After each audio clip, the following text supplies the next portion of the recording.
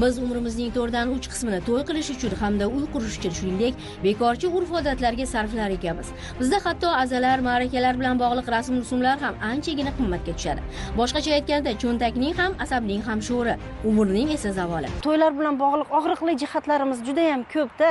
Chaqaloq dunyoga kelishi bilan bir oilani bilaman, to'y qilishim kerak, xatni to'y qilishim kerak, elga osh berishim kerak degan fikrlarda aytgan oila. Ikkita kontraktda shartnomada o'qiydigan talabam bor. Endigina to'y qildik. Xudo ozgina o'tsin vaqt desa, yo'q, meni orzu-havasim bor. Bittagina o'g'lim, bittagina endi nabiram. To'y qilishim kerak. Qiz yig'lab boradi, ora kunda yig'lab boradi. Ona Xudoga bunday qilasiz ekan, ona kuyovingizga bunaqa sarpo qilasiz ekan. Ona bu ham bo'layotgan voqeada, bu ko'z yumib bo'lmaydigan og'riqda bular. Va oxiri u ayol o'sha to'yda o'tkazish arafasida yuragi ushadi-da, infarkt bo'ldi. Afsuski olamdan ko'z yumdi ona. O'sha to'y bo'ldi, to'yda o'tkazayotgan qaynona Xudo aytayaptiki, to'yni ko'rib qola olmadi-da, shuncha harakat qildik-da. Oddiygina bir inson aynan to'y mojarosi bilan bu dunyodan ko'z yumyapti, lekin loqaydlarcha mana to'yni ko'rib qolish nasib qilmadi-da, Xudomga degan gapni aytayapti ekan mehmonlarga. To'ylar borasida jiddiy o'ylaydigan fursat allaqachon keldi va uyg'oq bo'lishimiz kerak. Jamiyatimizdagi mana shunday ortiqcha isrofgarchiliklarga birgalikda barham berish maqsadida Respublika Ma'naviyat va ma'rifat markazi, O'zbekiston mahallalari uyushmasi, Oila va xotin-qizlar qo'mitasi, O'zbekiston Musulmonlar idorasi, Nuroniy jamg'armasi hamda ma'rifat targ'ibotchilar jamiyati va boshqa qator tashkilotlar ishtirokida joriy yilning noyabr-dekabr oylarida mamlakatimiz bo'ylab maromiylik oyligiga start berildi. Oylik doirasida Qoraqalpog'iston Respublikasi, viloyatlar va Toshkent shahri bo'ylab milliy qadriyatlarga hurmat, jamiyatda kamtarinlik, tejamkorlik madaniyatini kuchaytirishga qaratilgan 10 ga yaqin ijtimoiy ma'naviy loyihalar, seminar, treninglar, ochiq muloqot va uchrashuvlar o'tkazilishi rejalashtirilmoqda. Bu har bir oilaga, mahallaga, chekka hududlargacha kirib boriladi degani. 9008 ta mahallaga bir ijobiy ma'naviy yurish qilishimiz kerak. Ayniqsa dafn marosimlaridagi dabdabalar, u ota-onasi o'lgan odam xursand bo'lyaptimi? Ota-onasi o'lgandan siz yozgan dasturxonni ko'rib. Bugungi isrofgarchiliklar, to'ydagi dabdabalar na bizni dunyoviy qonun-qoidamizga, na diniy qonun-qoidamizga mutlaqo to'g'ri kelmaydigan holatlar yuz beryapti. To'y hashamlarini ixchamlashtirish bo'yicha ilmiy loyiha o'tkazdik. 9 ta hududda 1,5 ming respondentni qamrab oldik. Aholini deyarli 70% ga yaqini ixchamlashtirish tarafdori. Bugungi mahallada ham to'y hashamlari bo'yicha komissiya tuzishimiz kerak. To'y qilayotgan, hasham qilayotgan odam mahallaga chiqqanda shular yig'ilib turib, sharoiti qanaqa, imkoniyati bormi, yo'qmi, mana bularga yo'naltirsak, yana nur ustiga alo nur bo'ladi. Xo'sh, keraksiz odatlardan voz kechsak, hayotimizda qanday ijobiy o'zgarishlar bo'ladi? Ortiqcha mablag'ni aslida nimalarga sarf qilmoq joiz? Bu haqda ko'p va xo'p gapirilmoqda. Endilikda bu ishga jiddiy kirishiladi. Vazirlar Mahkamasining 2025-yil 16-sentyabrdagi umumiy ovqatlanish korxonalarida hosil bo'ladigan oziq-ovqat chiqindilaridan samarali foydalanish va ularning atrof muhitga salbiy ta'sirini kamaytirish hamda ortiqcha isrofgarchiliklarning oldini olish chora-tadbirlari to'g'risidagi qarori imzolandi. Jamiyatda aynan maromiylik madaniyatini keng targ'ib etish, fuqarolarga me'yorni saqlash, ortiqcha isrofgarchilikdan tiyilish, shukronalik va bag'rikenglik kabi yuksak insoniy fazilatlarni hayot mezoniga aylantirish natijada jamiyatda totuvlik, hamjihatlik va ma'naviy barqarorlikni ta'minlashga erishishi ko'zda tutilmoqda.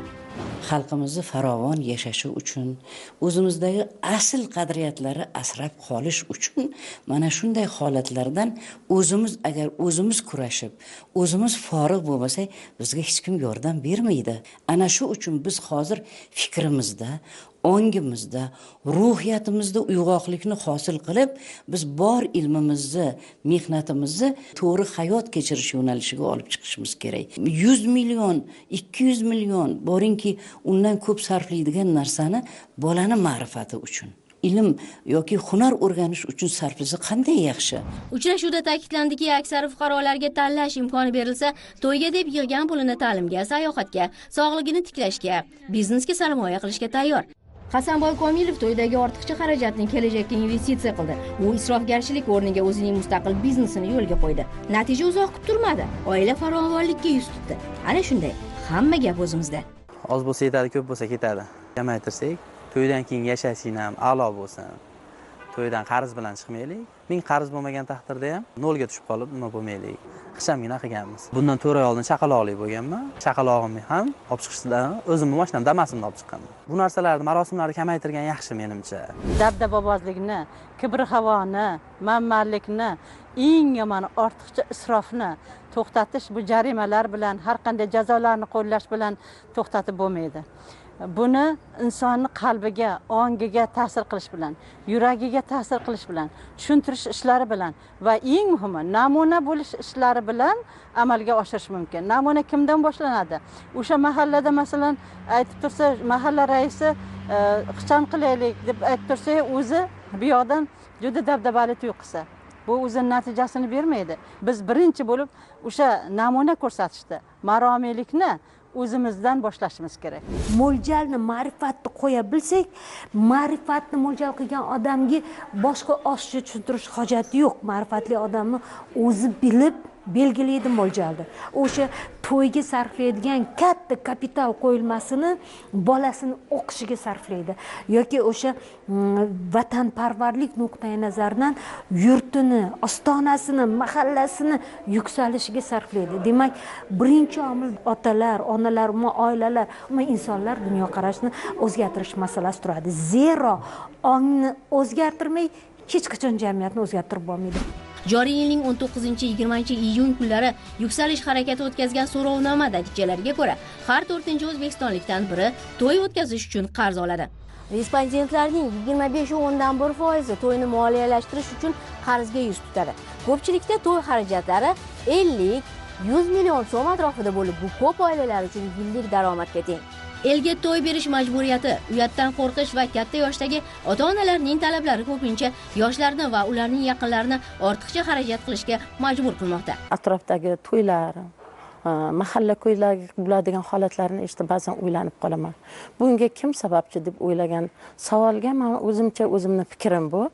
Onalarimiz deb o'ylayman. Har bir xonadonda chiroyli to'y, chiroyli hayot bo'lishini o'ylasa, bu narsaga ozgina cheklov bo'lsa yaxshi bo'lar deb o'ylayman.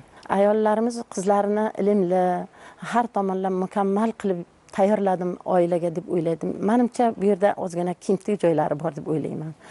Mana shu kemtiklikni menimcha ayollar to'g'rilasa bo'ladi. Yoshlarni o'zlariga yoqadigan, o'ziga yaqin do'stlari bilan, o'zini yaqin insonlari bilan qilsa menimcha yaxshi bo'lardi. Bu chiqarilgan qarorni endi bundan buyog'iga butun O'zbekiston ayollar qo'llab-quvvatlasa, oxiri yaxshi bo'ladi deb o'ylayman. Ba'zan esa aksincha, to'y mashmashasi yo'q, xoyu havaslarni yoshlarning o'zi boshlaydi.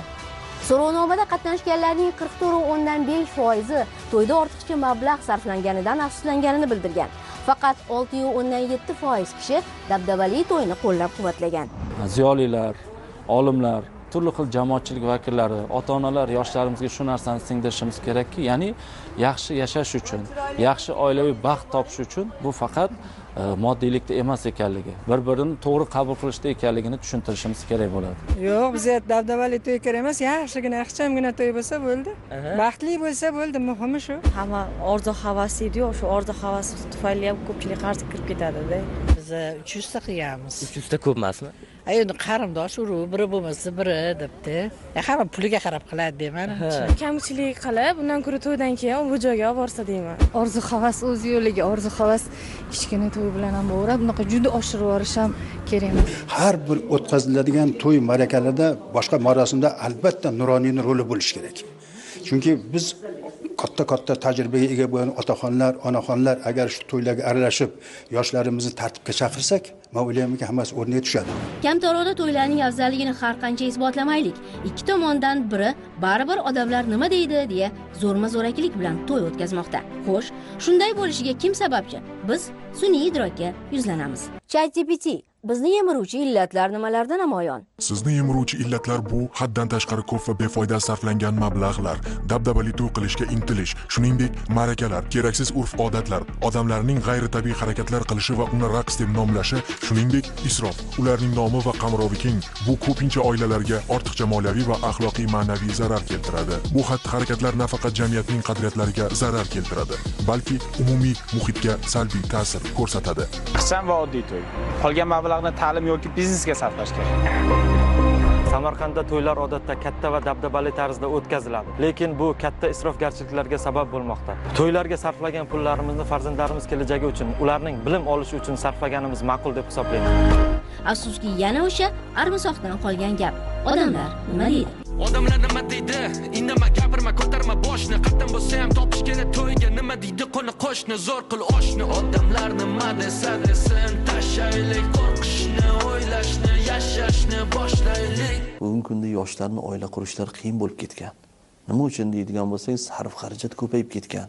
Hozir yechimini qilmasak, ertaga kech bo'ladi. Ma'raka marosimlarini dabdabozlikka berilib, buni aytaylik, juda bir ko'rkam o'tkazishliklar uchun qarz ko'taradilar yoki yillar davomida mehnat qilib, ishlab, qiydalib topgan mablag'larni bir kun, 2 kun ichida sarf qilib yuboradilar. Bu isrofgarchilik. Rahbarlarni, mas'ullarni o'zi birinchi bo'lib namuna bo'lgan bo'lsagina biz boshqalarni orqamizdan ergashtira olamiz. Ma'lumot berildiki, har yili 200 mingdan ortiq yoshlar nikohdan o'tadi. Ammo ularning qanchasi totuvlikda yashab ketyapti? Bu jiddiy masala va albatta barchamizning bosh og'rig'imiz. Qarzga botishga xizmat qilayotgan to'ylar, dang'illamalari ham ko'plab oilalarning inqiroziga yuz tutishga sabab bo'lmoqda. Bu afsuski achchiq haqiqat. Tanganing ikkinchi tomoni ham bor. Yoshlar turmush atalmish mustaqil hayotga tayyormi? Afsuski yo'q. Bu navbatdagi lavhamizga mavzu. Bir narsa aniq, maromiylik, ortiqcha sarflarsiz hayot, xotirjamlik, salomatlik, farovonlik garovidir.